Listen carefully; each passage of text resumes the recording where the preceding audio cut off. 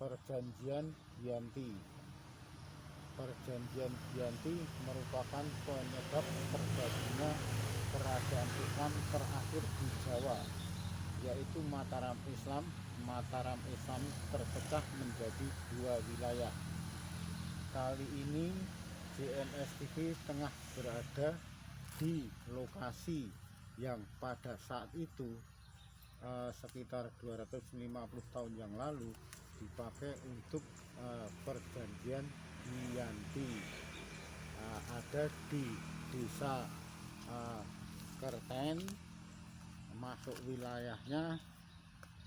wilayah Kabupaten Karanganyar, atau tepatnya perjanjian Giyanti itu berlokasi di Kampung Kerten, Desa Jantiharjo, Kabupaten Karanganyar, Surakarta, Jawa Tengah. Saat itu pemerintah, yaitu Kasunanan Surakarta Hadiningrat, yang dipimpin oleh Sri Sunan Pakubuwono III, dan Kasultanan Yogyakarta Hadiningrat yang dipimpin oleh Pangeran Mangkubumi yang bergelar sebagai Sri Sultan Hamengkubuwono I. Tiga pihak yang memiliki peran dalam perjanjian tersebut adalah Kerajaan Mataram Islam, Pangeran Mangkubumi, dan VOC atau Belanda. Sebagai kronologisnya, Keraton Kartosuro kedatangan VOC. Maksud dari VOC adalah membujuk Sri Sunan Pakubuwono III untuk memberikan kekuasaan Mataram tanpa syarat kepada VOC atau Belanda. Karena Sunan sudah sakit-sakitan, Sunan menandatangani pernyataan tersebut. VOC menunjuk Pangeran Adipati Anom sebagai putra mahkota. Pangeran menandatangani pernyataan bahwa bumi Mataram merupakan pinjaman dari VOC atau dari Belanda. Yang kedua, atau selanjutnya, 20 Desember tahun 1749, Sri Sultan Pakubuwono III meninggal dunia dan dimakamkan di daerah Desa Lawean, atau sekarang jenazahnya dipindahkan ke Imogiri, Bantul, Yogyakarta. Pangeran Adipati Anom naik tahta bergelar Sri Sunan Pakubuwono III.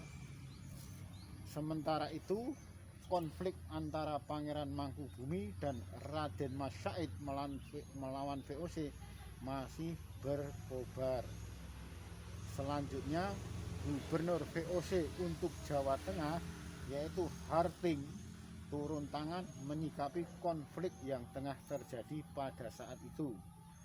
Awalnya, perlawanan Pangeran Mangkubumi penuh dengan pasang surut, hingga akhirnya Pangeran Mangkubumi mengubah haluan politiknya menjadi lebih kooperatif dengan dibuktikan adanya perjanjian Giyanti.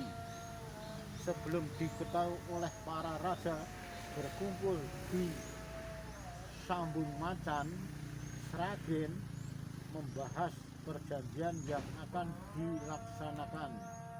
Selanjutnya, Gubernur Harting, VOC atau Belanda, dan Sri Sunan Pakubuwono III atau Mataram, dan Pangeran Mangkubumi melaksanakan perjanjian Giyanti pada tanggal 13 Februari 1755.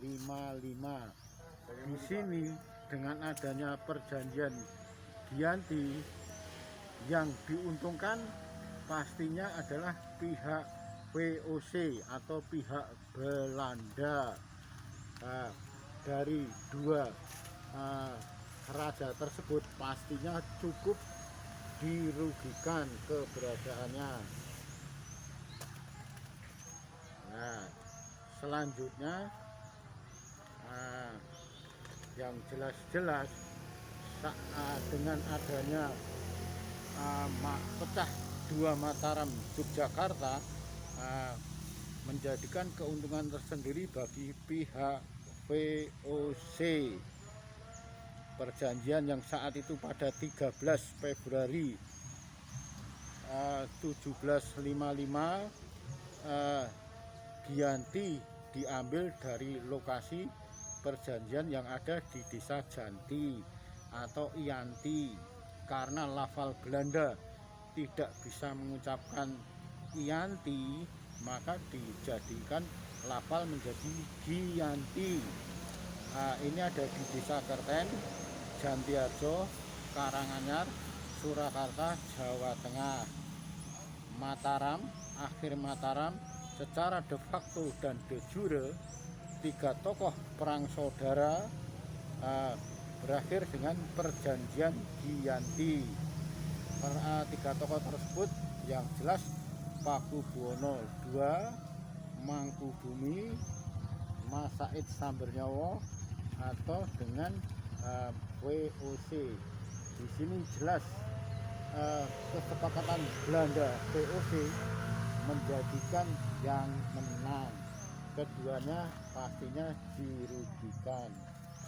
Demikian informasi dari CNS TV yang pada siang hari ini tengah berada di bekas lokasi perjanjian Giyanti.